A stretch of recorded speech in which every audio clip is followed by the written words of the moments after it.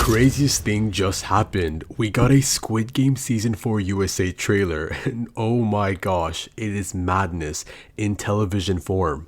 I'm talking about crazy on every level you can think of. And today, I'm going to be explaining every single thing we saw in the trailer. Like and subscribe right now if you are excited for Season 4 and for good luck. I also want to give a huge shout out and major credit to Teaser Pro for finding this trailer, so definitely check him out. The trailer starts with the coldest scene. We see In-ho, the frontman, answering a call. And I think what really caught my eye in that scene was that he wasn't in his frontman uniform. Neither was he dressed in a polished way. He looks like he's been through a lot, and he looks very scared. And right behind him, there is a masked soldier behind him. And yeah, I know the person behind him was a soldier because he was with a rifle and had a triangle shape on his mask. It made me wonder what was going on, but it all made sense after I heard the call he was making. The woman on the phone told him that the board is deeply dissatisfied. That just made one thing clear, that the frontman wasn't the true head of the games. Evidently, there are others who finance the games and make the world of the games turn to their own accord. It's like the owner of a fast food diner and the manager. The frontman was the manager of the games, but they're owners, and they were not happy about the fact that the games were being discovered. The woman on the phone seemed to be aware of Gihun. She seemed to know everything, and you might ask me how I know this. Well, it's because she told In-ho that this was all because of one player. And you might ask how any of this was In-ho's fault, and why the so-called board members were unhappy with him. Let's take a step back. In-ho was always steps ahead of Gihun, even before Gihun entered the games in Season 2. Oh, sorry about my sentence structure. Gihun didn't enter the games in Season 2. In-ho put him in the games. There is a serious difference, and I understand the frustration of the board. In-ho had so many chances to kill Gihun, or at least curb him, so he would no longer be a threat to the games. But he didn't do that. Instead, he behaved like a cat playing with his meal. He entered the games himself in Season 2 to get closer to Gihun. The uprising happened. The locations of the games were found. A lot of things that shouldn't have happened actually happened. And they were all because of Gihun. And you won't believe what In-ho's reply to the woman on the phone was. He said Gihun was different. And oh boy, he is right. Gihun was everything he thought the human race couldn't be. Compassionate, kind, unwilling to do evil just to get ahead. But the woman on the call and the board members didn't care one bit. The woman informed In-ho that the board had come to a final decision. This was the part that gave me goosebumps. In-ho was told that he would no longer be hosting the games until the investigation was over. First of all, what the heck? In-ho is the beating heartbeat of the games. His mind is as effed up as the walls of the games. So to think that he can just be put aside is actually really stupid and annoying. Secondly, what did she mean by investigation? What investigation? How do they expect to carry out the investigation when the location of the games was blown up with all the evidence? That's like saying you would read a book that has been burned to ashes. Anyways, In-ho asked what will happen to the games, and he was informed that a replacement had already been found instead, and the next round would take place in USA. Oh yeah, I had goosebumps while watching this trailer. There was this calm but intense ominous music playing in the background that just made everything so much more impulsive. And to make things more dramatic, when the woman said United States, the trailer showed the flag of America waving high on a building. But after that, the trailer got more intense. We see a shot of masked soldiers in black overalls, which didn't make any sense. The soldiers wear a triangle-shaped mask, but with pink jumpsuits.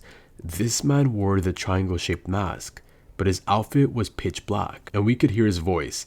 It was terrifying. And you know what I think? I think that that's the new frontman who takes over In-ho. As for why he's wearing a triangle mask, I have no clue.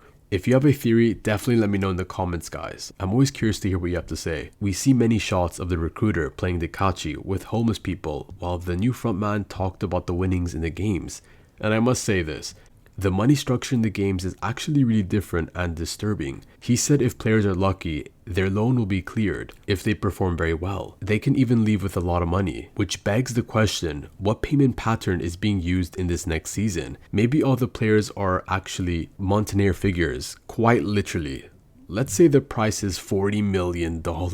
At the start of the games, players can get bonuses based on how they play, and their bonuses can be used for what they want instantly. So if they want to pay a loan, then the loan will be paid with bonuses. That'll make for an interesting game. At this point in the trailer, the music switches from being ominous to being an upbeat pop song.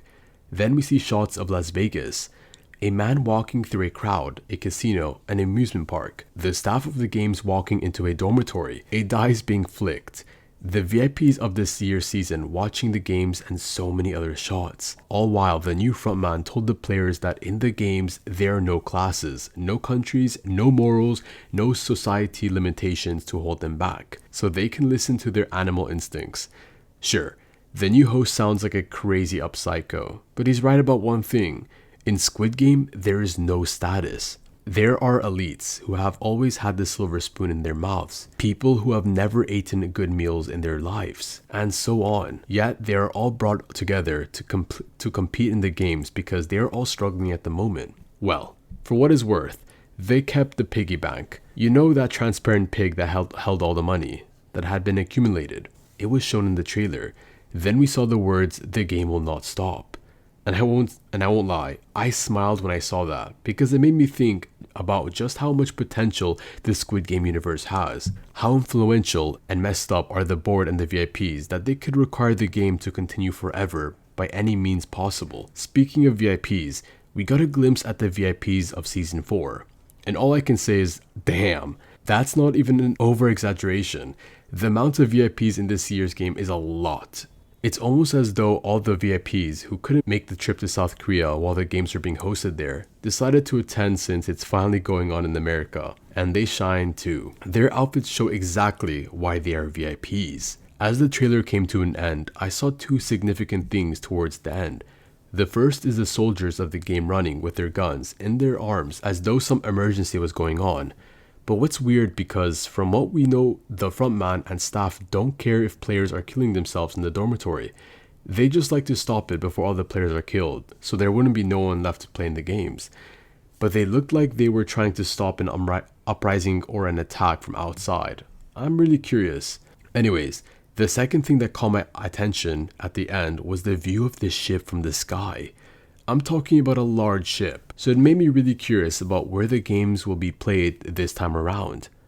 We saw Las Vegas, and yeah, California has enough land to host such a game in the desert, and no one would know about it. But now we see a ship sailing on the vast ocean, and it made me think, yeah, this would be a great place to host the games as well, right on the vast ocean. That's just my thought. Anyways guys, that's about it for this video. Hopefully you enjoyed it. I love reacting to trailers. Shout out again to Teaser Pro for the insane trailer. And yeah, that's about it. I'll put my recent video in the middle of the screen. See you guys in the next video. Peace out.